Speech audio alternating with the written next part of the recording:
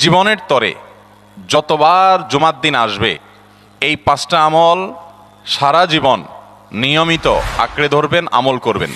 যারা নিয়ত করতেছেন হাত তোলেন। আল্লাহ আমাদের সবাইকে আমল করার তৌফিক দান করুন। নাম্বার 1, সবচেয়ে বেশি যেটা করতে হবে পরিমাণে, জুমার দিন, জুমার রাত, বৃহস্পতিবার সন্ধ্যা থেকে নিয়ে শুক্রবার সন্ধ্যার আগ পর্যন্ত পরিমাণে সবচাইতে বেশি করতে হবে যে আমলটা, সেটা হলো দুরূদ শরীফের আমল। কিসের আমল? ভাইরা, দুরূদ এমন একটা আমল, আপনি যদি শুধু দুরূদের এই আমলটাকে আঁকড়ে ধরেন, সবসময় আপনার মুখ দিয়ে দুরূদ বের হতে থাকে, পড়তে থাকেন, তো নবী করিম সাল্লাল্লাহু আলাইহি সাল্লামের ভাষ্য অনুযায়ী, তার ওয়াদা অনুযায়ী, ইদান তুকফা হাম্মুক ওয়া তুগফার যামবুক, তোমার যত পেরেশানি আছে নবী সাল্লাল্লাহু আলাইহি সাল্লাম বলেছেন, এই সব পেরেশানি দূর করার জন্য এই দুরূদের আমলটা যথেষ্ট হবে ইনশাআল্লাহ। এবং গুনাহ মাফের জন্য এই দুরূদের আমলটা কি হবে? যথেষ্ট হবে। নবী করিম সাল্লাল্লাহু আলাইহি সাল্লাম বলেছেন, মান সাল্লা আলাইয়া মাররাতান সাল্লাল্লাহু আলাইহি আশরা, যে ব্যক্তি আমার প্রতি একবার দুরূদ পাঠ করবে, আল্লাহ রাব্বুল আলামিন তার প্রতি 10 বার রহমত নাজিল করবেন। কয়বার রহমত নাজিল করবেন? আপনার জীবনে 10টি জায়গায় খুব ক্রাইসিসে পড়ে গেছেন, কোন জটিল সিচুয়েশনে মুখোমুখি হয়ে গেছেন, বিপদের মধ্যে পড়ে গেছেন, ওই জায়গায় আল্লাহর রহমত পাবেন। এরকম একবার দুরূদ পাঠ করবেন হক আদায় করে, যথাযথভাবে মহব্বতের সাথে 10 বার আপনার জীবনে আল্লাহ তাআলা অনুগ্রহ নাজিল করবেন। নবী করিম সাল্লাল্লাহু আলাইহি ওয়াসাল্লাম বলেছেন, আকসিরু আলাইয়া মিনাস সালাতি মিন ইয়াউমিল জুমআতি ওয়া লাইলাতিল জুমআহ, তোমরা জুমার দিন এবং জুমার রাতে আমার প্রতি বেশি বেশি দুরূদ পাঠ করবে, দুরূদ প্রেরণ করবে। ফাইন্না সালাতাকুম মা'রুদাতুন আলাই, কারণ তোমরা যে দুরূদ পাঠ করো এটা আমার কাছে পেশ করেন আল্লাহর ফেরেশতারা, এবং রীতিমতো নামধাম সহকারে আল্লাহর একদল ফেরেশতা নিয়োজিত আছে। তারা বলেন, আল্লাহ, হে আল্লাহ রাসূল, আপনার অমুক উম্মত, অমুক অনুসারী, আল্লাহর অমুক বান্দা পৃথিবীর অমুক প্রান্ত থেকে, অমুক দেশ থেকে, অমুকের সন্তান, সে আপনার প্রতি দুরূদ পেশ করেছে জুমার দিনে, জুমার রাতে বা অন্য সময়ে। এটা নবী করিম সাল্লাল্লাহু আলাইহি সাল্লামের কাছে রিপোর্ট দেওয়া হয় আল্লাহর নিযুক্ত ফেরেশতাদের মাধ্যমে।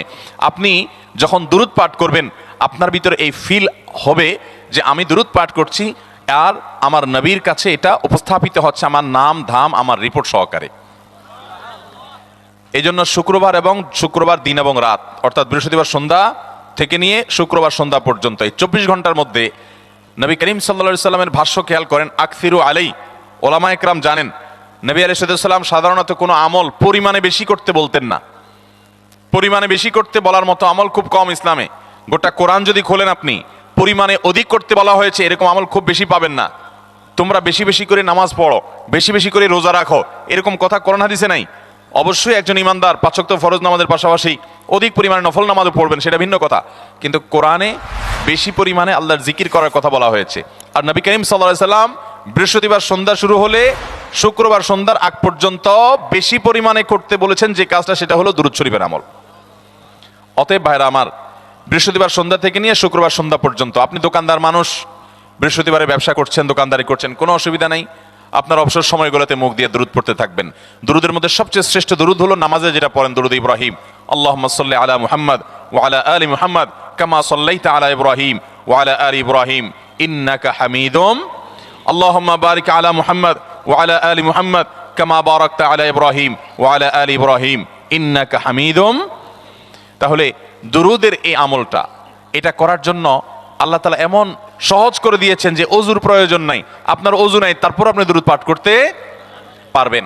এবং আপনি এই বড় দুরূদ পড়ার মতো সময় নাই, তো আপনি একেবারে সবচেয়ে সংক্ষিপ্ত দুরূদ পড়েন সাল্লাল্লাহু আলাইহি ওয়াসাল্লাম, তাতেও দুরূদ পাঠের সওয়াব পাবেন। চেষ্টা করব তো ইনশাআল্লাহ। শুক্রবার আসবে, দুরূদ বেশি বেশি করে পাঠ করব। আপনি দোকানে কাজ করেন, আপনার দোকানে আপনার সহকর্মী আরো কাজের লোক আছে, আপনি সবাইকে স্মরণ করাবার জন্য নিজে জোরে জোরে দুরূদ শরীফ পড়বেন এবং বলবেন যে শুক্রবার শুরু হয়ে গেছে, সবাই দুরূদ শরীফের আমল করো। ভাইরা আমার, আমি আমার জীবনের কথা বলতে পারি। আমার জীবনে ওই যে হাদিসের উপরে ইয়াকিন এবং বিশ্বাস আলহামদুলিল্লাহ ছিল, আমার জীবনে আমি অনেকবার দেখেছি এরকম জটিল পরিস্থিতি হয়েছে যে দেয়ালে পিঠ থেকে গেছে, নড়ার জায়গা নাই, আর কোন আপাত দৃষ্টি থেকে এই বিপদ থেকে উদ্ধারের কোনো পথ নাই। দুরূদ, ইস্তেগফার, দোয়া ইউনুস, এই 3 আমল, পাশাপাশি ইয়া জাল জালালি ওয়াল ইকরাম, এই 4টা জিনিসকে এমন ভাবে ধরছে, বিশেষ করে দুরূদ, স্পেশালি সারাক্ষণ দুরূদ। আল্লাহ রাব্বুল আলামিন এমন ভাবে সহযোগিতা করেছেন, এমন ভাবে উদ্ধার করেছেন যে কল্পনা করলে অবাক লাগে এখন যে এটা কিভাবে সম্ভব। ভাইরা আমার, এক সাহাবী নবী করিম সাল্লাল্লাহু আলাইহি ওয়াসাল্লামের কাছে এসে বলছি, ইয়া রাসূলুল্লাহ, আমি যে দোয়া করি এই দোয়ার মধ্যে আমি নিজের জন্য করব, আমার ছেলে মেয়ের জন্য করব, অনেক কিছু করব, এটা সেটা, রিজিক চাইবো, সুস্থতা চাইবো, অনেক কিছুই তো আল্লাহর কাছে চাইবো। আপনি তো আল্লাহর রাসূল, আপনার জন্য দোয়া করলে আমাদেরই লাভ, একবার দোয়া করলে আল্লাহ 10 বার রহমত নাজিল করবেন, তো আপনার জন্য আমার দোয়ার ভিতরে কত পার্সেন্ট রাখবো? সাহাবী বারবার বিভিন্ন পার্সেন্টেজ বলছিলেন যে 3 ভাগের 1 ভাগ আপনার জন্য রাখি ইয়া রাসূলুল্লাহ, অর্ধেক রাখি, আরো বেশি করে রাখি। তিনি যত বলছেন নবী করিম সাল্লাল্লাহু আলাইহি সাল্লাম আরো বাড়ানোর জন্য তাকে উৎসাহ দিচ্ছিলেন। এক পর্যায়ে যখন তিনি বললেন, ইয়া রাসূলুল্লাহ, আমি আমার কোন দোয়ার সবটুকু যখন আপনার জন্য নিবেদন করব, আমি কোনো একবার যখন দোয়া করব, দোয়া শুধু আপনার জন্যই করব যখন, অর্থাৎ পিওর দুরূদ যখন পড়বো, নিজের জন্য আর কিছু চাইবো না, শুধু আপনার জন্যই যদি চাই কোনোবার, তাহলে তখন নবী করিম সাল্লাল্লাহু আলাইহি সাল্লাম বলেছেন, ইদান তুকফা হাম্মুক ওয়া তুগফার যামবুক, তাহলে তোমার সকল পেরেশানি থেকে উদ্ধারের জন্য এই দুরূদটাই যথেষ্ট হয়ে যাবে এবং তোমার সকল গুনাহ মাফের জন্য এটা যথেষ্ট হয়ে যাবে।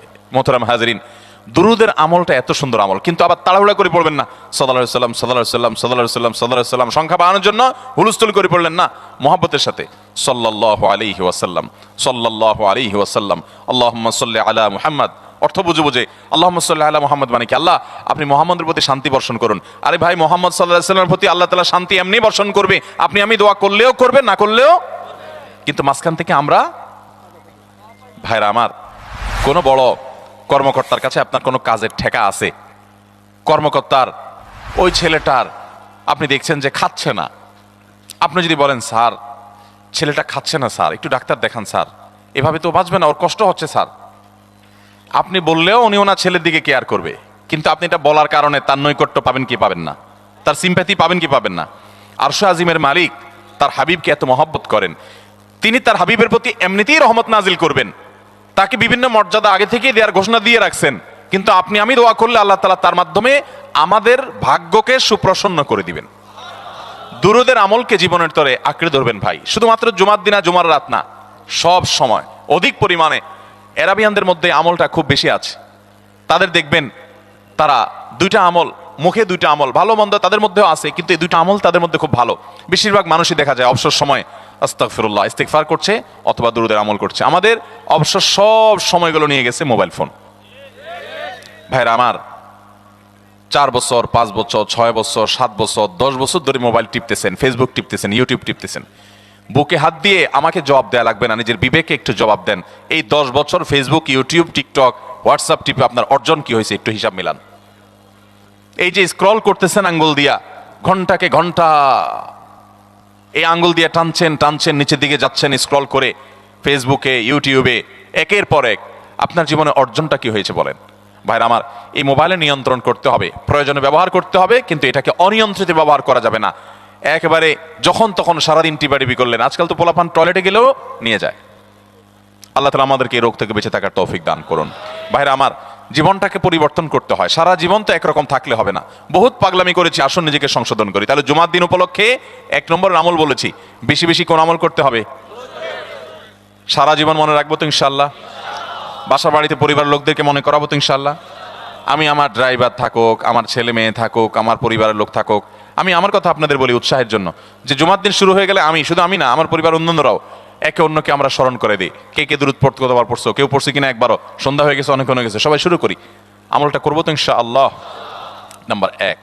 নাম্বার 2, জুমার দিন উপলক্ষে অন্য যে কোনো দিনের চাইতে জুমার দিন অর্থাৎ শুক্রবারের ফজর নামাজ পুরুষরা মসজিদে জামাতের সাথে পড়বেন, জামাতের সাথে পড়ার নিয়ত করবেন পাক্কা। কারণ অন্য যে কোনো দিনের ফজর নামাজ না, শুধুমাত্র যত নামাজ আছে, নবী করিম সাল্লাল্লাহু আলাইহি সাল্লাম বলেছেন, আফদালুস সালাওয়াতে ইনদাল্লাহ, আল্লাহর কাছে দুনিয়ার সব নামাজের মধ্যে, 5 ওয়াক্ত সাধারণ নামাজগুলোর মধ্যে সবচেয়ে উত্তম নামাজ হলো সলাতুল ফজরে মাআল জামাআতে ইয়াউমাল জুমআহ, জুমার দিন ফজরের নামাজ জামাতের সাথে আদায় করা হলো যত নামাজ আছে এর মধ্যে সবচেয়ে শ্রেষ্ঠ নামাজ। তাহলে জুমার দিনে এই বিষয়টা বিশেষভাবে খেয়াল রাখবো, জুমার দিন ফজর নামাজটা পুরুষরা কোথায় পড়বো, এবং সেটা বৃহস্পতিবার থেকে পরিকল্পনা শুরু করবো যে কালকের ফজর নামাজ যাতে কোনো অবস্থাতে আমার মিস না হয়। আমাদের আখিরাতের ব্যবসা এটা ভাই, আখিরাতের কারেন্সি সংগ্রহ করা। যত খুঁটে খুঁটে ভালো ভালো আমলগুলো করবেন, আপনার আমল নামাতে আমল সওয়াব জমা হতে থাকবে। চেষ্টা করবো তো ইনশাআল্লাহ।